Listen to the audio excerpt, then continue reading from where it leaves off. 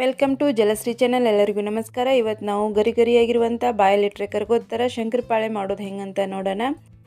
ನೀವೇನಾದರೂ ಶಂಕರಪಾಳೆ ಮಾಡೋಕ್ಕೆ ಹೋಗಿ ಕೆಡಿಸಿದ್ರೆ ಅದು ಇವಾಗ ನಾ ಹೇಳೋ ಮೆಥಡನ್ನು ನೀವು ಫಾಲೋ ಮಾಡಿದ್ರೆ ನಿಮ್ಮೂ ಶಂಕರಪಾಳೆ ಬಾಯಲ್ಲಿಟ್ಟರೆ ಕರ್ಗೋತರನ ಚೆನ್ನಾಗಿ ಬರ್ತಾವೆ. ಒಂದು ಸಾರಿ ಟ್ರೈ ಮಾಡಿ ನೋಡಿ.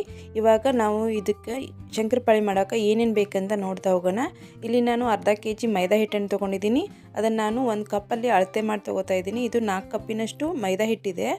ನಾವು ಸಕ್ಕರೆ ಆಗಲಿ ಹಾಲಾಗಲಿ ತುಪ್ಪ ಆಗಲಿ ಹಾಕೋಕ್ಕೆ ಇದಕ್ಕೆ ನಮಗೆ ಮೇಜರ್ಮೆಂಟಿಗೆ 1 ಕಪ್ ಬೇಕಾಗುತ್ತೆ. ಅದಕ್ಕೆ ನಾನಿಲ್ಲಿ ಕಪ್ಪಲೇನ ಅಳತೆ ಮಾಡಿ ತೊಗೋತಾ ಇದ್ದೀನಿ. 4 ಕಪ್ ಮೈದಾ ಹಿಟ್ಟು ತೊಗೊಂಡಿನಿ. ಅದಕ್ಕೆ ನಾನು ಇವಾಗ 2 ಕಪ್ಪಿನಷ್ಟು ಸಕ್ಕರೆ ತೊಗೋತಾ ಇದ್ದೀನಿ. ಅಂದರೆ 200 ಗ್ರಾಮಿನಷ್ಟು ಸಕ್ಕರೆ ತೊಗೊಂಡಿನಿ. ಅದಕ್ಕೆ 100 ಗ್ರಾಮಿನಷ್ಟು ಹಾಲು ಹಾಕ್ಕೋತಾ ಇದ್ದೀನಿ. ಅಂದರೆ 1 ಕಪ್ಪಿನಷ್ಟು ಹಾಲು ಹಾಕ್ಕೊಂಡಿನಿ. 2 ಕಪ್ಪು ಸಕ್ಕರೆಗೆ 1 ಕಪ್ ಹಾಲು ಹಾಕ್ಕೊಂಡು ಸಕ್ಕರೆನ ಕರಗಿಸ್ಕೋತಾ ಇದ್ದೀನಿ. ಇದು ಪಾಕ ಬರೋ ಅವಶ್ಯಕತೆ ಏನಿಲ್ಲ, ಸಕ್ಕರೆ ಕರಗಿದ್ರೆ ಸಾಕು. ಇವಾಗ ಸಕ್ಕರೆ ಕರಗಿದೆ, ಅದನ್ನು ನಾವು ಆರಾಕಿಟ್ಬಿಡೋಣ.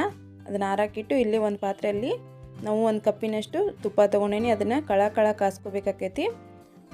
1 ಕಪ್ ಅಂತಂದ್ರೆ 100 ಗ್ರಾಮಿನಕ್ಕಿಂತನೂ ಜಾಸ್ತಿ ಇದೆ ಇದು ತುಪ್ಪನ ಹಿಟ್ಟಿಗೆಲ್ಲ ನಾವು ಚೆನ್ನಾಗಿ ಮಿಕ್ಸ್ ಮಾಡಬೇಕಾಕೈತಿ. ಇದನ್ನು 1 ಸ್ಪೂನ್ ಸಹಾಯದಿಂದ ಮೊದಲು ಮಿಕ್ಸ್ ಮಾಡ್ಕೊಂಡು ಆಮೇಲೆ ಕೈಲಿಂದ ನಾವು ನೀಟಾಗಿ ಮಿಕ್ಸ್ ಮಾಡ್ಕೋಬೇಕು. ಈ ಥರ ಉಂಡೆ ಆಗಬೇಕು, ಆ ಥರ ನಾವು ತುಪ್ಪ ಹಾಕ್ಕೋಬೇಕಾಕೈತಿ. ಇದಕ್ಕೆ ಸಕ್ಕರೆನ ಕರಗಿಸಿ ಆರಿಸಿರುವಂಥ ಸಕ್ಕರೆ ಇದಕ್ಕೆ ಹಾಕ್ಕೊಂಡು ಇವಾಗ ನೀಟಾಗಿ ಮಿಕ್ಸ್ ಮಾಡ್ಕೋಬೇಕು. ಆದಷ್ಟು ಇದನ್ನು ಗಟ್ಟಿಗೆನ ನಾದ್ಕೋಬೇಕಾಕೈತಿ ನಾವು. ಇದಕ್ಕೆ ಉಪ್ಪು ಹಾಕೋದು ಮರ್ತಿದ್ದೆ. ಒಂದು ಅರ್ಧ ಸ್ಪೂನಷ್ಟು ಉಪ್ಪು ಹಾಕಿದ್ದೀನಿ. ಉಪ್ಪು ಹಾಕಿ ನೀಟಾಗಿ ಗಟ್ಟಿಗೆ ಕಲಿಸ್ಕೊಂಡು, ಉಪ್ಪು ಹಾಕೋದ್ರಿಂದ ರುಚಿ ಇನ್ನೂ ಜಾಸ್ತಿ ಕೊಡ್ತೈತಿ. ಅದಕ್ಕೆ ಹಾಕ್ಕೊಂಡೇನಿ. ಸ್ವಲ್ಪ ಚಪಾತಿ ಹಿಟ್ಟಿನಕ್ಕಿಂತ ಸ್ವಲ್ಪ ಗಟ್ಟಿ ನಾದ್ಕೋಬೇಕು. ಮೃದು ಆಯ್ತು ಅಂತಂದ್ರೆ ಲಟ್ಟಣಿಗೆಲ್ಲ ಹತ್ಕೋತೈತಿ. ಇದನ್ನ ಇವಾಗ ನಾದ್ಕೊಂಡು ಒಂದು 10-15 ನಿಮಿಷ ಇದನ್ನು ನೆನೆಯಕ್ಕಿಡಬೇಕು.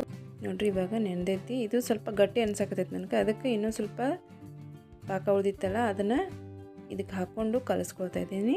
ನಿಮ್ಗೆ ಎಷ್ಟು ದೊಡ್ಡ ಉಳಿಬೇಕು ಅಷ್ಟು ದೊಡ್ಡದು ಮಾಡ್ಕೊಂಡು ಆದಷ್ಟು ಸ್ವಲ್ಪ ದಪ್ಪಾಗೇನೆ ಇದನ್ನು ಲಟ್ಟಿಸ್ಕೋಬೇಕಾಕೈತಿ ನಾವು.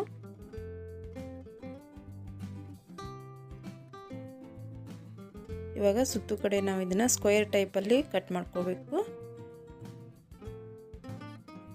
ಇಲ್ಲಿ ತೋರಿಸ್ತೀನಿ ನೋಡ್ರಿ. ಇಷ್ಟು ದಪ್ಪಗೆ ನಾವು ಇದನ್ನು ಲಟ್ಟಿಸ್ಕೋಬೇಕಾಕೈತಿ. ಇದಕ್ಕಿಂತ ತೆಳ್ಳಾದ್ರೆ ಲೇಯರ್ ಆಗಿ ಬರೋದಿಲ್ಲ. ಆವಾಗ ನಾವು ನಮ್ಮ ಶಂಕರಪಾಳೆನೂ ಅಷ್ಟು ಚೆನ್ನಾಗಿ ಬರೋಲ್ಲ. ಎಷ್ಟು ಲೇಯರ್ ಆಗಿರ್ತಾವೋ ಅಷ್ಟು ಚೆನ್ನಾಗಿ ಬರ್ತಾವೆ. ಅದಕ್ಕಾಗಿ ಸ್ವಲ್ಪ ದಪ್ಪಗೇನೆ ಇದನ್ನು ಲಟ್ಟಿಸ್ಕೋಬೇಕಾಕೈತಿ. ಇವಾಗ ನೋಡಿರಿ, ಇದು ನಿಮ್ಗೆ ಡೈಮಂಡ್ ಶೇಪ್ ಬೇಕಂದ್ರೆ ಡೈಮಂಡ್ ಶೇಪ್ ಕಟ್ ಮಾಡ್ಕೊರಿ. ಇಲ್ಲಾಂದರೆ ಸ್ಕ್ವೇರ್ ಬೇಕಂದ್ರೆ ಸ್ಕ್ವೇರ. ಆದಷ್ಟು ಸಣ್ಣ ಕಟ್ ಮಾಡ್ಕೋಬೇಕಾಕೈತಿ. ಇದನ್ನು ಈ ಥರ ಕಟ್ ಮಾಡ್ಕೊಂಡ್ಮೇಲೆ ನಾವು ಎಕ್ಸ್ಟ್ರಾ ಉಳಿದಿದ್ದೆಲ್ಲ ತಕ್ಕೋಬೇಕಾಕೈತೆ. ಅದನ್ನು ತಕ್ಕೊಂಡು ಎಕ್ಸ್ಟ್ರಾ ಉಳಿದಿದ್ದ ಮತ್ತು ಅದನ್ನು ಇನ್ನೊಂದ್ರೊಳಗೆ ಸೇರಿಸಿ ಮಾಡೋಕ್ಕೆ ಬರ್ತೈತಿ. ಈಗ ಇದನ್ನು ಒಂದು ಪ್ಲೇಟಿಗೆ ತೆಗೆದಿಟ್ಕೊಂಡ್ಬಿಡೋಣ. ಇವಾಗ ಎಣ್ಣೆ ಕಾದೈತಿ. ಇದು ಮೀಡಿಯಮ್ ಆಗಿ ಕಾದೈತಿ, ಅಷ್ಟು ಹೈ ಒಳಗೂ ಕಾದಿದ್ದಿಲ್ಲ. ಮೀಡಿಯಮ್ ಫ್ಲೇಮ್ ಒಳಗೆ ಇಟ್ಕೊಂಡು ಇದನ್ನು ಫ್ರೈ ಮಾಡ್ಕೋಬೇಕಾಕೈತಿ. ಇದನ್ನು ಹೊಳಿಸ್ಬೇಕಂತಂದ್ರೂ ಅಷ್ಟೇ. ಹಾಕಿದ ತಕ್ಷಣ ನೀವು ಜಾರ್ ಹಾಕಿ ಇದನ್ನು ಮಾಡೋಕ್ಕೆ ಹೋಗ್ಬೇಡ್ರಿ. ಜಾರ್ ಹಾಕಿರಿ ಅಂತಂದ್ರೆ ಒಡೆದು ಹೋಗ್ಬಿಡ್ತಾವೆ. ಅದಕ್ಕೆ ಸ್ವಲ್ಪ ಫ್ರೈ ಆಗಲಿ, ಒಂದು 2 ನಿಮಿಷ ಬಿಟ್ಟು ಇದನ್ನು ಹೊಳಿಸ್ಕೊಂಡು ಕಲರ್ ಬರೋ ಮಟ್ಟನೂ ನಾವು ಇದನ್ನು ಫ್ರೈ ಮಾಡ್ಕೋಬೇಕಾಕೈತಿ.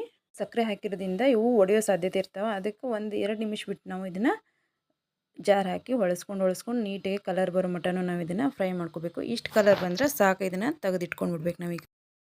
ಇವಾಗ ಇನ್ನೊಂದು ಅದೇ ಥರ ನಾನು ಲಟ್ಟಿಸ್ಕೊಂಡು ಅದನ್ನು ಈ ಥರ ನಾನು ಕಟ್ ಮಾಡ್ಕೊಳ್ತಾ ಇದ್ದೀನಿ. ನೋಡಿರಿ, ಇಷ್ಟು ದಪ್ಪ ಇದ್ರೂ ಚೆನ್ನಾಗಿ ಬರ್ತಾವೆ. ಇವಾಗ ಇದನ್ನು ನಾವು ಸ್ಕ್ವೇರ್ ಟೈಪಲ್ಲಿ ಕಟ್ ಮಾಡಿ ನೋಡೋಣ. ನಿಮಗೆ ಯಾವ್ದು ಚೆನ್ನಾಗಿ ಅನಿಸುತ್ತೋ ಆ ಥರ ಕಟ್ ಮಾಡ್ಕೊರಿ.